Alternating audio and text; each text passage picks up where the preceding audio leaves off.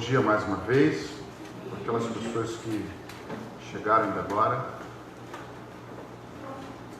Meu nome é Alessandro, eu sou pastor auxiliar aqui nessa igreja. Para você que está aqui pela primeira vez, ou enfim, não me conhece, o pastor Cláudio é o pastor líder desta igreja. Ele está em São Paulo, São José dos Campos, uma plantação que nós temos lá, junto com o pastor Paulo e o presbítero Luiz. Está em Itaipuaçu, também uma plantação que nós temos naquele local. E essas três igrejas estão cultuando a Deus nesse momento. São José sempre pela manhã, Itaipuaçu também pela manhã, e à noite nós nos encontramos aqui, junto com os irmãos. Bem, eu queria falar um pouco com vocês hoje sobre Marcos capítulo 5, verso 18 ao verso 20. E não vou falar que eu vou ser breve não, porque isso me queima, né? Mas vamos lá. Eu sempre me preparo para ser breve. Parece até o Cláudio falando, né? Mas é difícil, não é fácil. Mas eu peço que, sendo breve ou me estendendo mais um pouco, que vocês ouçam somente aquilo que Deus tem a falar no coração de vocês. Diz o seguinte: quando Jesus... está aqui não, né? Vou ler. Então, se você tiver com sua Bíblia aberta, acompanha ou só ouça. Quando Jesus estava entrando no barco, o homem que estivera endemoniado suplicava-lhe que o deixasse ir com ele. Jesus não o permitiu, mas disse: vá para casa, para a sua família, e anuncie-lhes o quanto o Senhor fez por você e como teve misericórdia de você. Então aquele homem se foi e começou a anunciar em Decápolis quanto Jesus tinha feito por ele. Todos ficavam admirados. Vocês chegaram aí? Tá ali, né? Esse texto todo mundo conhece. Essa história ela é meio estranha, né? Porque tem situações ali que, primeira questão dos porcos, né? Quando os demônios vão para aqueles porcos. Então é uma história muito interessante, porque ela chama a nossa atenção, essa chegada de Jesus àquele lugar. E eu queria falar um pouco com vocês muito mais a respeito de todo o simbolismo que tem aqui do que propriamente as aplicações desse texto.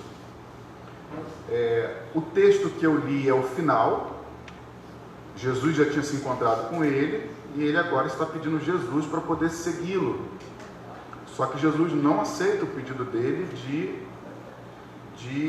ir com eles na caminhada. Jesus diz: não, eu não quero que você me siga. Eu quero que você vá para a tua casa. Eu quero que você fique aqui onde você mora e que você fale para as pessoas tudo o que aconteceu.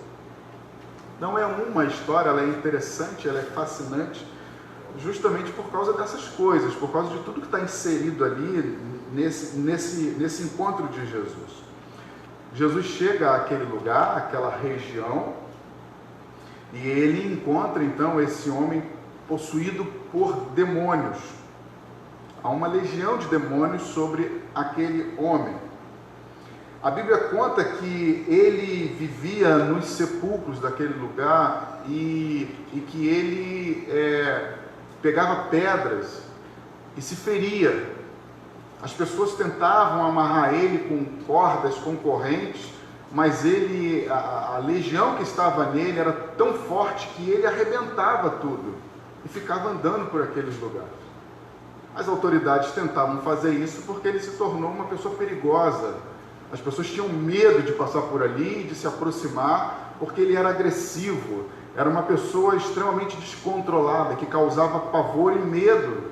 Era alguém perigoso, porque ele estava cheio de demônio sobre a tua vida e que o transformava em uma pessoa perigosa. E quando Jesus chega naquele lugar, assim que os demônios veem Jesus, eles já o reconhecem. Já ficam logo que você veio fazer aqui? Será que você já veio me atormentar? Tirar o meu sossego? Me atrapalhar? Então o demônio reconhece que Jesus está naquele lugar. E o pedido que os demônios fazem é que Jesus não os tirem daquele local, daquela cidade, mas que mantenham eles por ali. Jesus então vai e vê que ali tem uma quantidade enorme de porcos e manda que os demônios vá para aqueles porcos. O que acontece é que aqueles porcos, eles se precipitam e vão para o mar e ali eles morrem afogados. É uma história interessante, que talvez a gente precise de fato ler, reler e tentar lembrar algumas questões do que a gente pode perceber aqui, mas é um texto que tem muitos simbolismos e que a gente precisa entender que esse texto, primeiro ele é claro em dizer para mim e para você que ele está falando de libertação, mas é importante a gente tentar entender que libertação é essa. Por que de todo esse cenário? Por que os porcos? Por que o mar? Por que aquele homem busca Jesus para pedir para segui-lo? Então tem muitas perguntas que nós podemos fazer em cima desse texto, que são interessantes e são intrigantes para nós. Ela vai falar de Jesus Cristo chegando como libertador, e ao mesmo tempo ela vai apontar para o capítulo anterior e para momentos antes na vida dos discípulos, em uma atitude de ainda não acreditarem que ele era Jesus Cristo, o Filho de Deus. Lembra que um tempo atrás aqui, eu não sei se foi semana passada, não foi o pastor Cláudio, mas eu falei sobre fé. A fé que Deus coloca nos nossos corações é um dom de Deus para que você acredite que Jesus Cristo morreu na cruz e que através da sua morte você tem a vida eterna. A fé aponta para isso. E mediante seus desafios da vida, a fé vem para te sustentar nesses momentos, te mostrando que você foi salvo e que você pode sim esperar esse dia, esse grande momento. Então fé é acreditar que Jesus Cristo é o Filho de Deus e que ele morreu na cruz. E aqueles discípulos, eles tinham passado por um momento difícil e que deixou eles meio que apavorados. Mas não é sobre isso que eu queria falar, mas está dentro do texto. Eles estão ali, eles presenciam aquela cena,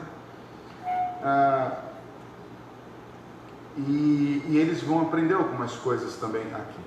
Bem, a questão é que esse texto ele vai falar para mim e para você sobre libertação, e ele vai apontar para a chegada de Jesus Cristo como libertador. Mas libertador de quê? Essa libertação ela aponta para quê? O que Jesus estava querendo ensinar para os discípulos e para as pessoas que estavam naquele lugar nesse dia? Não sei se você já teve esse sentimento, e eu acredito que é dessa forma.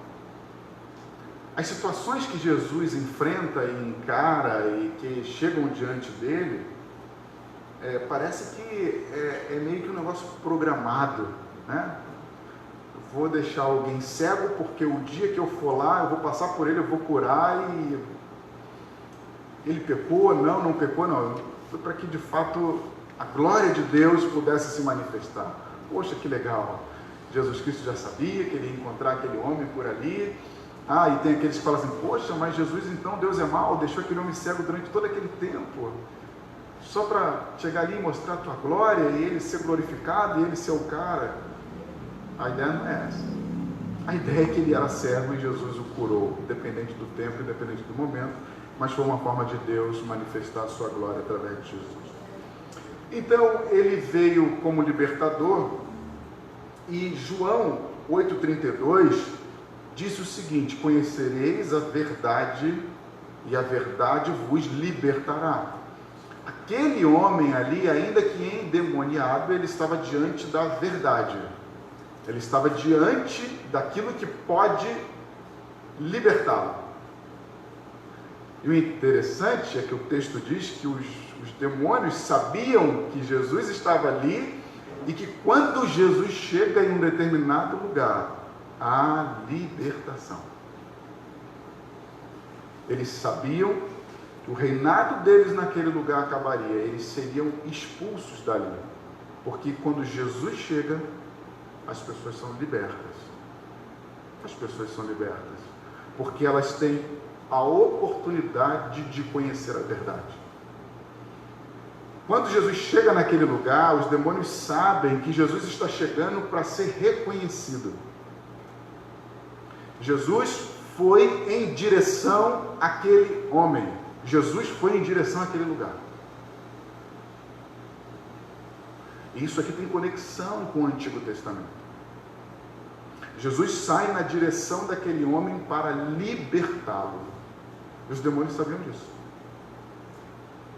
Por isso que eles falam, você vê que justamente eu me atormentar, para acabar com a minha festa, para acabar com a minha alegria. Foi para isso que Jesus veio e eles reconhecem. O verso 36, do mesmo capítulo 8 de João, diz que se o Filho do Homem vos libertar, verdadeiramente vocês serão livres. Essa é uma outra informação interessante nesse texto. Porque aquele homem, ao ser liberto por Jesus, ele se torna uma pessoa livre. Ele não é mais subjugado pelos demônios e nem pelas pessoas, nem pela sociedade, nem pelo sistema que existia naquela época. Ele foi liberto de tudo isso. Isso é maravilhoso. Ele não só foi liberto do demônio que o oprimia, que fazia ele ter aquela vida horrível, mas ele é liberto no seu sentido geral. Ele é uma pessoa que pode voltar a ter o seu convívio com a sociedade, ele pode ser alguém de um instrumento de transformação na cidade e ele pode voltar para a sua família. Olha que maravilhoso, olha o que o Evangelho mostra, o que o Evangelho faz, perdão. O Evangelho é tão poderoso que quando ele chega na minha vida, ele é capaz de fazer com que o meu coração se converta ao coração do meu pai, talvez por algum problema de família. Ele faz com que o meu coração se converta ao coração dos meus pais, de algum amigo. Ele te liberta, ele te insere novamente num contexto de vida em que você pode viver, você pode respirar, você pode ter a certeza de que você vai se aproximar de pessoas e pessoas vão se aproximar de você.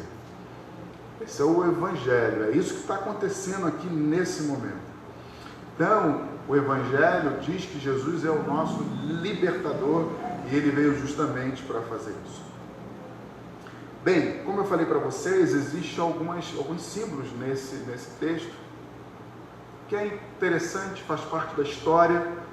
Se você depois quiser dar uma olhada em alguns historiadores, eles vão contar um pouco sobre isso, eles vão ir mais a fundo nesse texto, eles vão falar da diferença de Mateus e de Marcos, falando desse texto. É bem provável que Marcos ele não estava aqui nesse local. Marcos geralmente ele pega informações de Lucas e de Mateus e ele faz o seu relato. Por isso que ele tem às vezes a liberdade de trazer mais informações para o texto. Não que ele mude o texto, mas ele faz comentários que às vezes chega a ser engraçado. Marcos, se você for ver, ele vai falar que os porcos estavam nas colinas, nos altos, nas montanhas. Aí você fala assim, porco não fica em montanha, em lugares altos. O porco geralmente está junto ali. E se você for estudar a respeito do porco, o porco, quando você o libera ele, por mais que tenham muitos, a tendência é que cada um corra para um lado. O porco ele não sai correndo em uma direção só. Então tem informações aqui que são interessantes, mas são questões de leitura, de estudo, que talvez não vá mudar nada na sua vida, assim como não mudou na minha, mas só trouxe algumas informações. Mas Marcos, ele vai falar algumas coisas, porque Marcos está querendo aqui dar uma espetada em alguém. Marcos, ele olha para a situação e ele contextualiza ela com o momento que eles estão vivendo e com tudo que está acontecendo naquele lugar. Marcos não vê o porco como um simples animal, ele vê o porco como uma opressão, como um sistema que oprime. E ele vai dizer que esse sistema opressor, ele está nas colinas, ele está olhando, ele está observando e impondo sobre as pessoas jugo, pressão, lei. Marcos, ele olha para esse texto e vê dessa forma, quando Jesus chega naquele lugar como libertador. Jesus não chega como libertador para encarar os demônios, para enfrentar as enfermidades. Jesus chega para encarar um sistema que oprime as pessoas e não deixa com que elas de fato conheçam a verdade. A verdade. Então vamos caminhar. Não é a primeira vez que o povo vê e conhece ou presencia uma cena de um exército sendo naufragado, morrendo afogado em um mar. Por que eu falo exército? Porque quando a Bíblia fala de legião, ela fala de um exército poderoso. Legião é um grupo de soldados, na sua maioria maiores do que 1000 homens, destinados para uma missão, para fazer um trabalho específico. Esse é o significado de legião. E aqui, quando Marcos olha para esse texto, como eu falei para vocês, ele não está vendo simplesmente animais naquele lugar. Marcos está identificando esse texto como um exército que está oprimindo, que está trazendo jugo sobre a vida das pessoas. E aí, não sei se você já leu alguma coisa a respeito disso, a legião romana, ou seja, o exército romano, ele estava presente naquela época. Ele andava sobre as cidades, cuidando das pessoas, no sentido de observando as pessoas, fazendo com que ela cumprisse as leis do governo.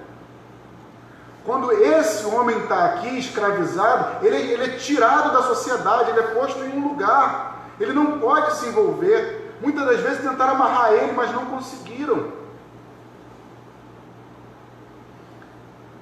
É a opressão imposta na vida daquele homem para que ele não se juntasse com a sociedade, até porque ele não podia, mas o que estava sobre ele era um exército opressor.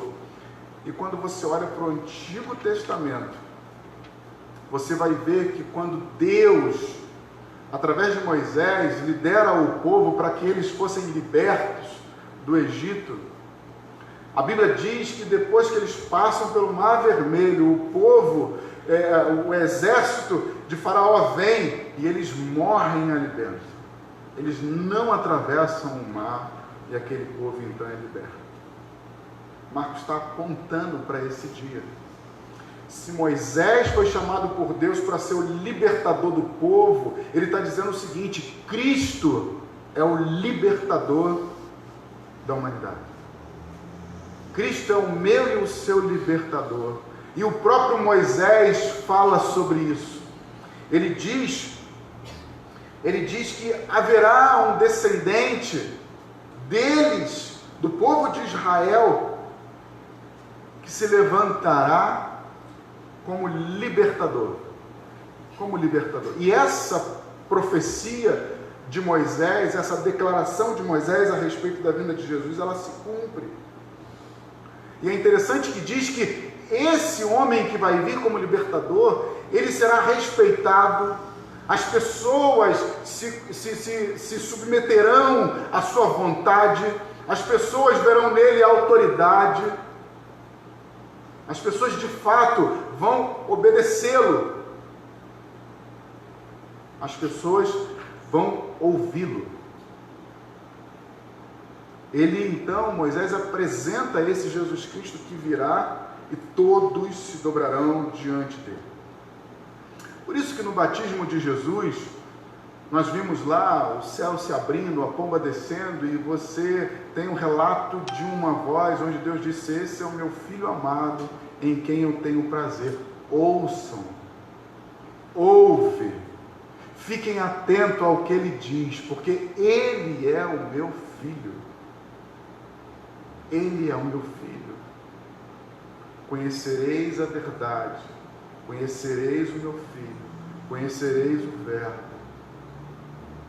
e ele vos libertará. E ele vos libertará.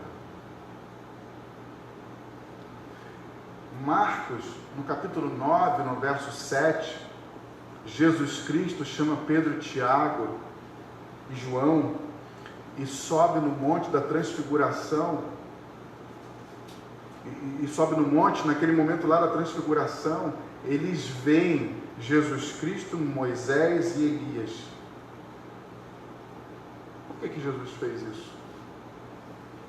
Mais uma vez para testificar que ele era o Filho de Deus, porque no mesmo dia também há uma voz dizendo: esse é o meu Filho, ouçam, escutem-no. E está lá Pedro, Tiago e João ouvindo mais uma vez. Jesus no meio de Moisés e de Elias, representando ali a lei, os profetas e a graça de Deus. Este é o meu filho amado. Então se cumpre em Jesus Cristo a profecia de Moisés de que Jesus é o libertador de Israel. E aí de novo eu pergunto, mas que libertação é essa? Qual é a libertação de que libertação nós estamos falando? Naquele endemoniado, nós encontramos um indivíduo. Existe ali uma pessoa. Jesus não está lidando simplesmente com os demônios. Jesus está lidando com uma pessoa. Ele é um indivíduo. Mas também nós encontramos ali, Jesus não só encontra ali um indivíduo, como ele encontra também uma comunidade. Ele encontra um local onde aquele homem passa a viver. Ele vive entre os sepulcros, ele não está socializado, ele não está com a família dele, como nós lemos, ele não está vivendo na cidade, pelo contrário, ele está excluído, ele está separado, ele tem a sua vida pecaminosa, ele é um pecador, ele não era um homem ainda liberto, ainda que ele não tivesse uma legião de demônios sobre ele, ele era um pecador, ele era alguém que ainda não tinha conhecido a verdade, então ele era um homem que tinha ali o seu pecado, ele tinha a sua condição de escravo no sentido do pecado. Ele era uma pessoa como qualquer outra pessoa que não conhece a Cristo, que não confessa Jesus Cristo como seu Salvador. Ele era um homem escravizado, pecador, porque ele ainda não tinha tido a sua liberdade em Cristo. Mas o interessante é que nesse cenário aqui, você não só vê esse homem, ainda que a história seja tão interessante e faça você ficar olhando o tempo todo para Jesus, para o endemoniado, para a cena dos porcos, existem pessoas à volta daquele homem. Existem pessoas à volta daquele homem. E esse é um ponto bem importante nesse texto, porque, irmãos, há um grande risco, há um grande perigo de nós nos comportarmos como essas pessoas que estavam à volta dele.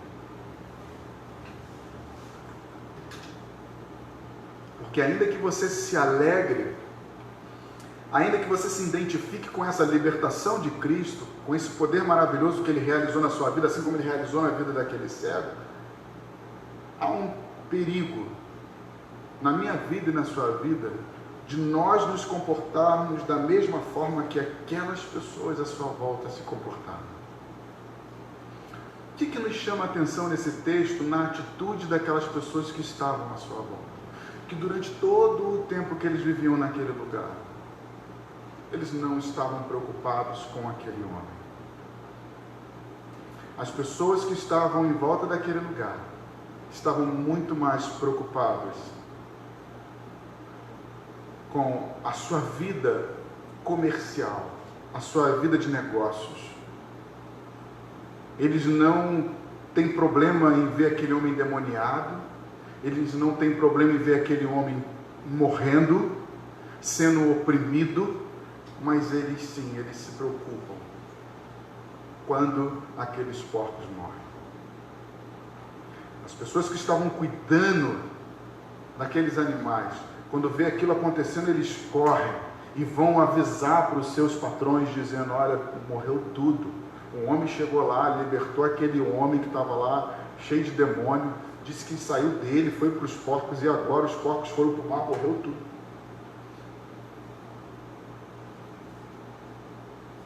Quando aqueles homens vêm, não veem os porcos ali, vêm justo, eles têm uma cena maravilhosa, irmãos. Maravilhosa.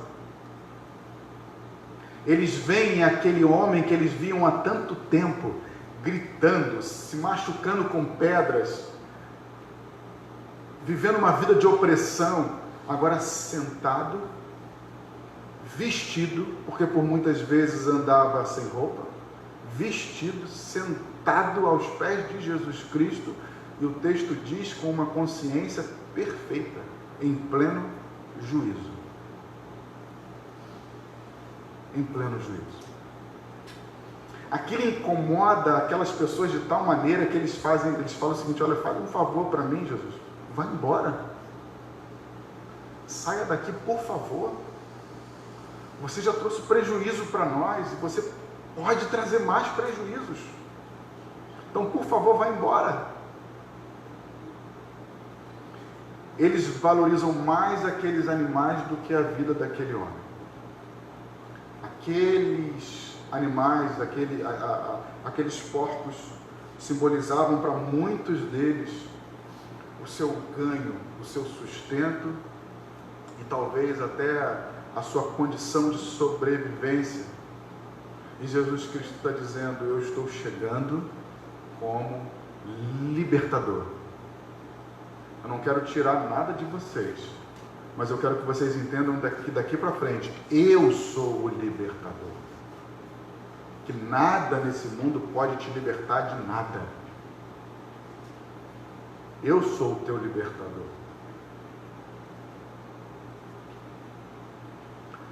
O que a gente vê também nesse texto, de forma simbólica, é a escravidão, a idolatria e a desumanização daquelas pessoas. Desumanização daquelas pessoas.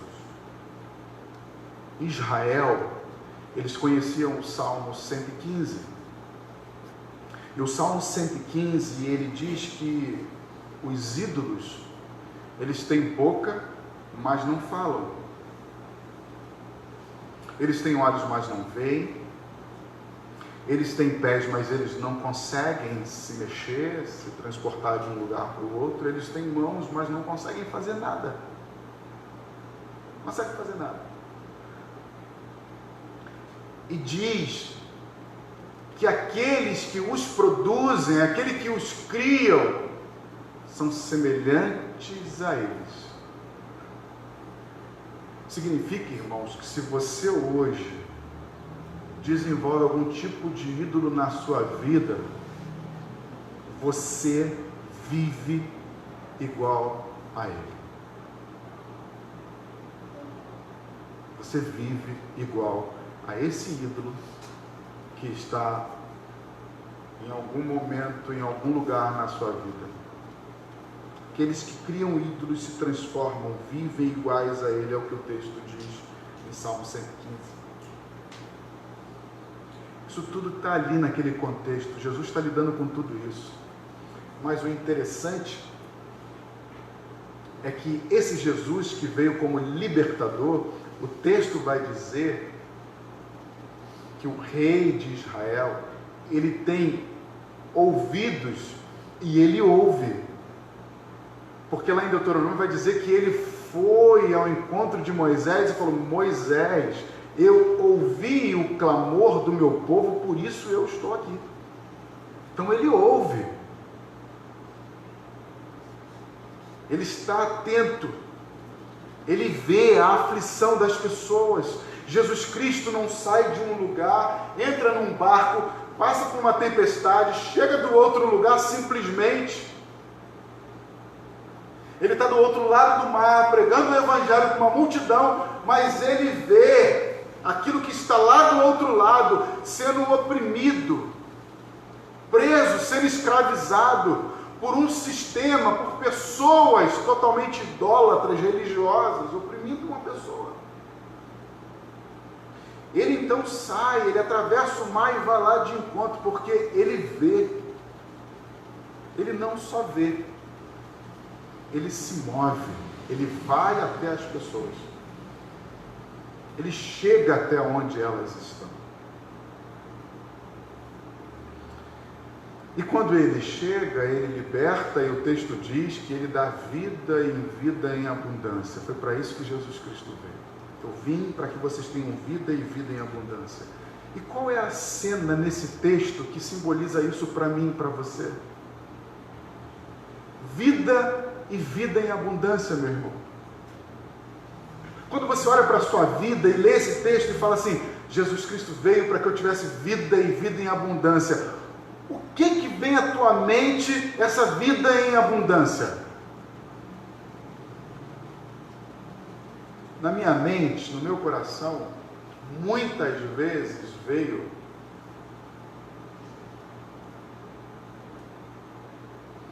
em primeiro lugar a minha estrutura familiar, os meus recursos,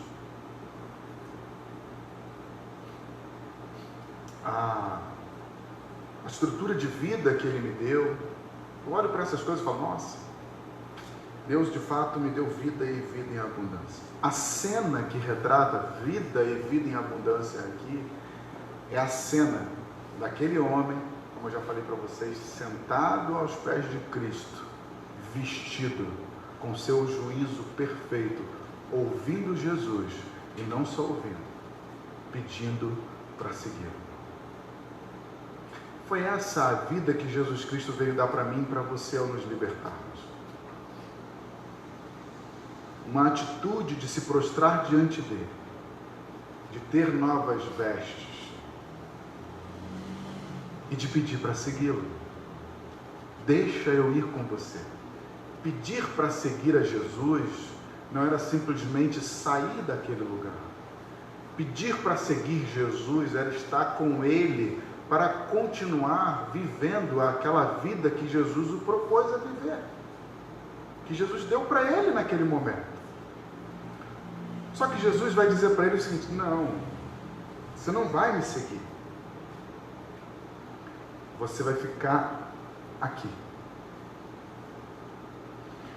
Porque assim como os demônios pediram para continuar naquele lugar, e Jesus não permitiu, Jesus agora diz para aquele homem: é aqui que você vai viver, é aqui que você vai manifestar tudo que eu fiz por você, e muitos vão te ouvir, muitos verão aquilo que eu fiz na tua vida. O interessante é que Jesus diz para ele que ele não só vai pregar na cidade onde ele está, ele vai pregar nas 10 cidades daquele local. Aquele homem seria um instrumento poderoso de transformação naquele lugar, falando a respeito do que Cristo fez na tua vida. Então, seguir a Cristo, irmãos, não significa que você vai se tornar um membro de uma igreja e você vai ter um chamado para servir a Deus, e você vai ter um dom para ser usado na igreja, e que você só vai fazer isso quando você estiver ali. que você só vai tocar o seu violão, que você só vai cantar quando você estiver numa escala. Que você só vai falar da palavra de Deus porque Deus te deu esse chamado, Ele te deu o dom de pregar o Evangelho, que você só vai falar quando você estiver num púlpito ou quando você estiver dentro de uma igreja com pessoas reunidas. Não. Aonde você estiver, aonde você está, fale daquilo que Jesus Cristo fez na tua vida. Fale da libertação que Ele promoveu na sua vida. Fale. Não tenha medo. Não ache que Jesus, o Evangelho, não combina com uma situação do meu trabalho.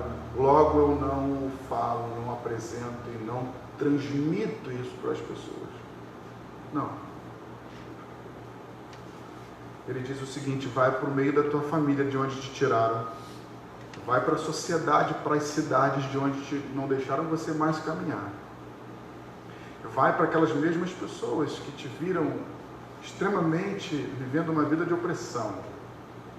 Mostra para elas que o Filho de Deus chegou e Ele te libertou. De quem que Ele te libertou? Ele te libertou do império das trevas para o reino de luz. Ele te libertou dessa opressão maligna para viver agora sobre o governo de Deus. É isso que Jesus Cristo faz com a gente. Marcos faz alguns comentários, ele tem o texto de Marcos, quando você lê Mateus, você percebe algumas diferenças. Porque Marcos, de fato, ele está apontando para o governo romano. Ele está querendo espetar. Ele está dizendo o seguinte: vocês estão esperando um Messias que acabe com esse governo. Então vocês vão ver daquilo que ele é capaz de fazer. Ele é capaz de destruir o governo romano. Irmão, Jesus é capaz de mudar toda a situação política que nós estamos vivendo hoje. Que te incomoda, que me incomoda, que é motivo de debate, que é motivo de discussão. Enfim, tantas outras coisas feias que nós estamos vendo por aí, por causa de política. Jesus é capaz de acabar com tudo isso. Não estou dizendo que tem que ficar, ser um cara alienado, nada disso. Porque Marcos estava apontando o seguinte: Jesus pode acabar com isso. Ele pode destruir todo esse império, mas ele não veio para isso, irmãos. Jesus Cristo veio para libertar o homem de algo que era muito mais forte. Jesus Cristo veio para libertar o homem da opressão do inferno, tirar ele desse caminho de morte. E isso é poderoso. Esse é o Jesus que nós conhecemos e que veio até a nossa vida. Jesus é aquele que nos transforma. É aquele que, através da sua vida, ele promove a libertação na vida das pessoas. Queria que você ficasse de pé para nós orarmos.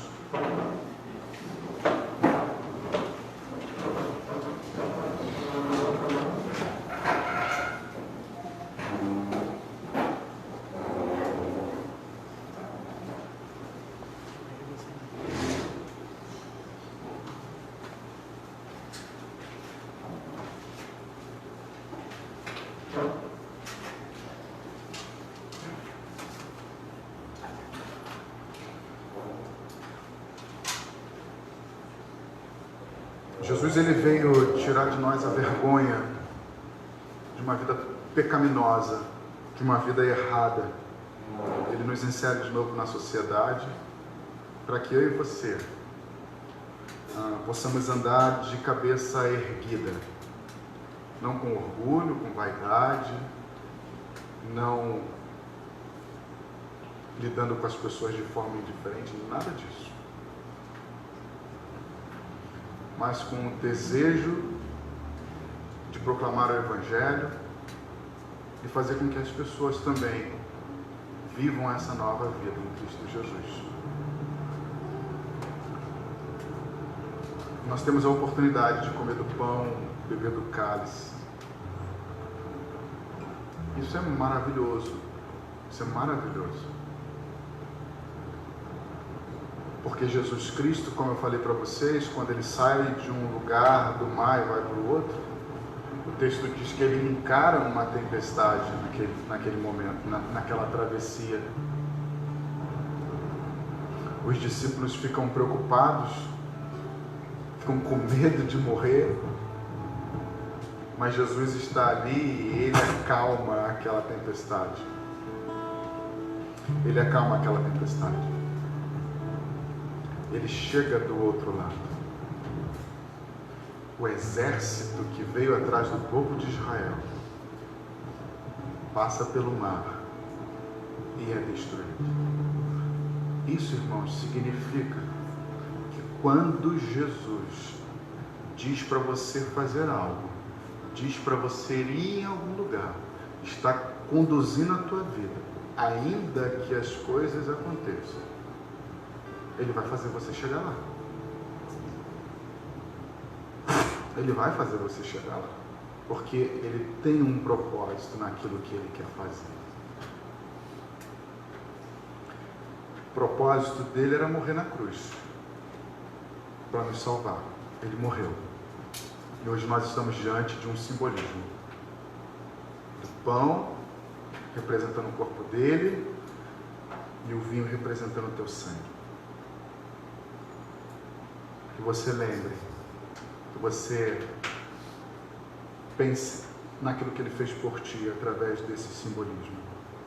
Pai querido, obrigado pela tua palavra, obrigado por essa manhã. Que o teu Espírito Santo nos conduza a fazer a tua vontade e viver essa vida abundante que o Senhor nos deu. Estar aos pés do Senhor todos os dias, declarar com os nossos lábios que tu és Cristo, Filho de Deus, o nosso libertador, e que não existe libertação de nenhuma outra maneira. Que nós possamos ser instrumentos do Senhor, assim como aquele homem foi e falou na tua cidade, para a tua família, para os teus amigos, que nós também possamos falar que Jesus Cristo nos libertou. Nos impulsiona a isso, Senhor, em nome de Jesus. Amém e amém. A ceia vai ser servida.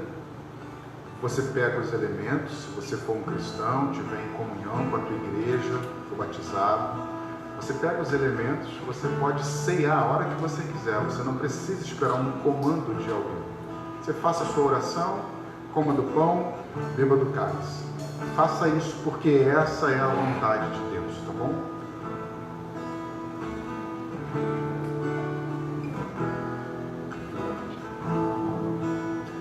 Graças eu te dou.